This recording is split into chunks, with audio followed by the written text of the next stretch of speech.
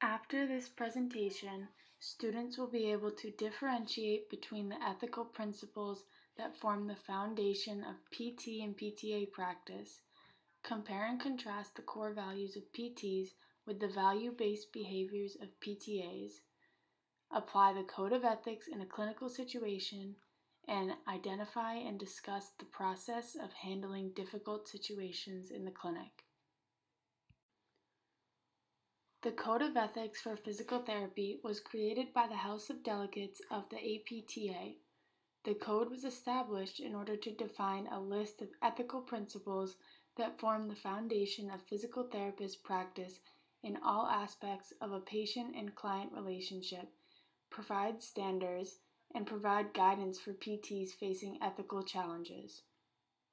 The code is based on the 5 roles of the physical therapist, which are management of patients and clients, consultation, education, research, and administration. We must also understand that this code cannot address every situation, and it is important to seek another professional opinion if you question your ethical decisions. There are 8 principles that we must follow and demonstrate as physical therapists. Please take a few minutes to read them, and later we will compare them to the principles for physical therapy assistants. These are the standard of ethical conduct of the physical therapy assistant. These documents can be found online at the APTA website. The standards of the ethical conduct of the physical therapist assistant are almost identical to the physical therapist code of ethics. This makes sense that the PTA documents would align with the PT ones because of how close these two professions work together. At the beginning of this document, there's a preamble, which discusses the ethical obligations of the PTAs. Like the Physical Therapy Code of Ethics, this document mentions that these codes cannot account for every situation you may encounter, but can serve as a foundation for navigating these situations.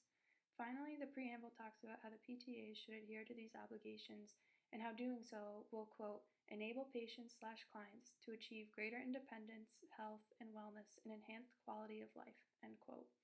Please take a minute or two to pause the video and read over the standards of ethical conduct of the physical therapist assistant, and then when you're ready, resume the video to answer a question. A PTA is in the clinic and is working with a patient who recently had a TKA 2 months ago. The patient does not seem to be making a lot of progress since their surgery. The PTA is getting concerned about this patient.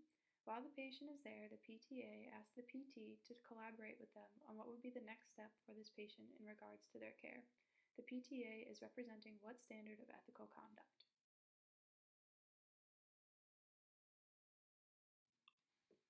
The answer is C. The PTA is concerned about the progress of this patient, so they are reaching out to the main physical therapist for this patient in regards to their care.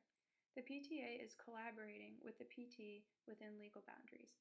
This PTA is representing the 3rd standard of ethical conduct for the PTAs.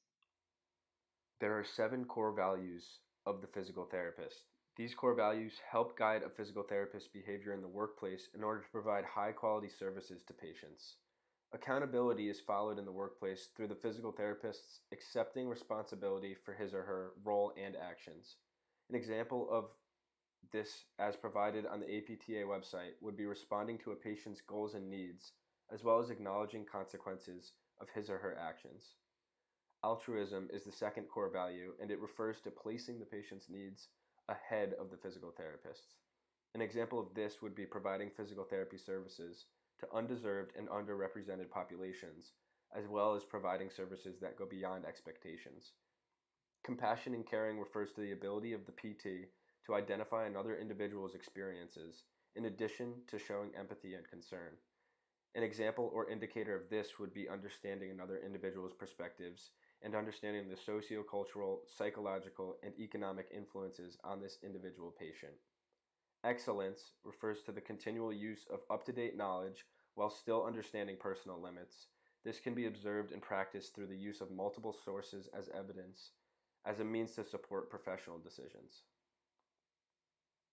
Integrity refers to adhering to professional principles and standards, as well as truthfulness and fairness in the workplace.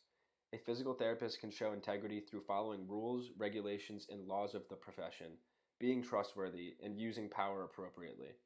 Professional duty refers to the commitment to providing effective physical therapy to patients while also serving the profession and acting as a positive influence in the community. Physical therapists can be involved in professional activities beyond the practice setting, as well as promote physical therapy to others. The last of the 7 core values is social responsibility, which refers to the trustworthy relationship formed between the profession and the public. Physical therapists should promote cultural competence and advocate for the health and wellness needs of society. Another indicator is also participating in communicative relationships with other health practitioners.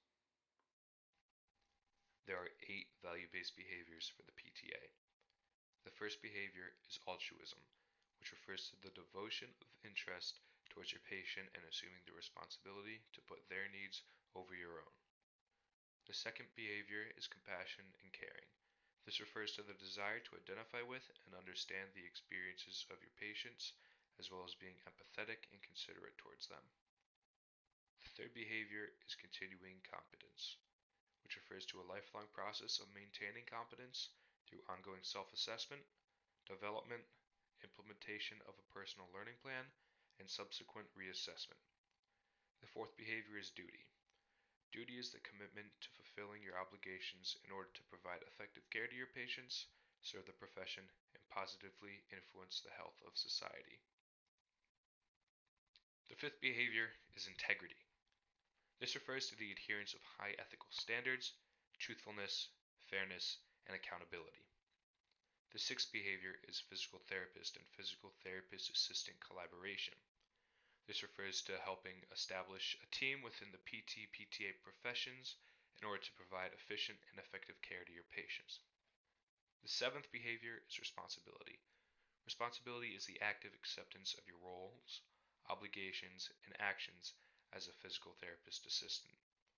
These roles include adopting behaviors that positively impact the health of society, patient outcomes, and your profession. The final behavior is social responsibility, which refers to creating and advocating for a mutual trust between the physical therapist assistant and the general public in order to respond to societal health needs.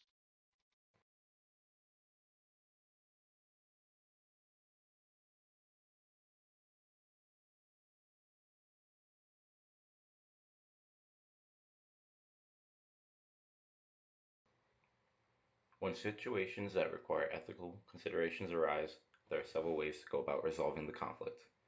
Determining how to best address these situations requires careful consideration of many factors. First, examine all the facts and whether these facts can be obtained. After considering the facts, examine the related laws, rules, and ethical standards that may be important for the specific situation. Consider rules and ethical standards from the federal, state, and organizational levels. Determining what action to take and following through is challenging. No one course of action is necessarily the best for all situations that may arise. Some of these options include discussing the dilemma with the other party involved. This option allows for both sides to engage in dialogue to discuss all the facts and perspectives, potentially leading to a resolution without needing a third party. Seeking advice of counsel allows for a third party to confidentially provide legal advice and examine all the facts from an objective point of view. Some situations may require you to engage with the employer's or corporate entity's complaint procedures. Finally, filing a complaint to the state licensing board against a PT or PTA will allow the state licensing board disciplinary agency to act against the license of the PT or PTA.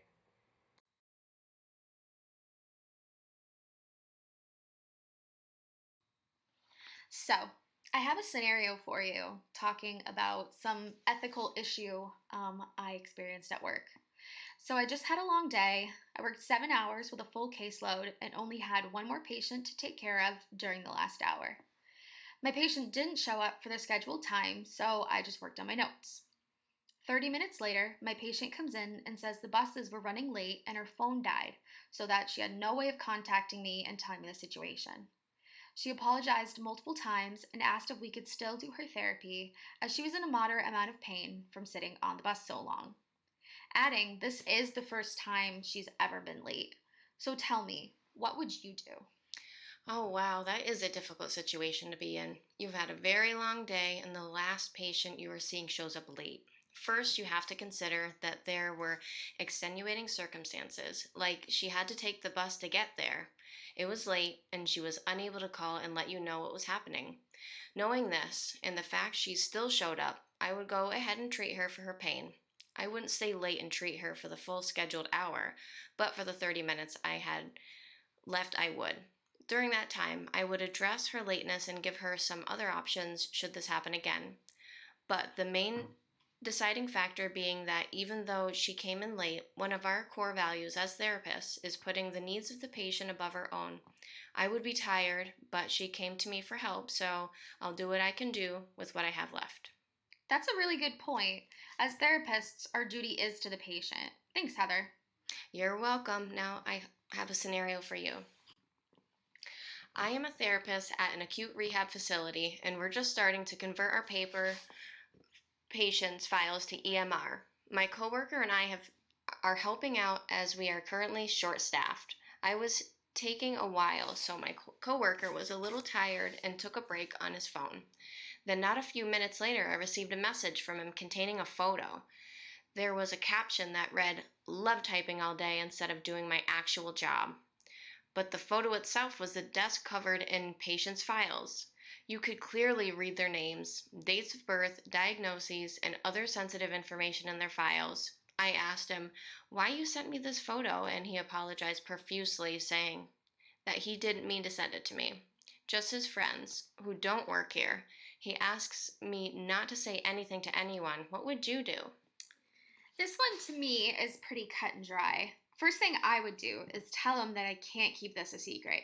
He took photos of protected documents and it's a blatant violation of HIPAA.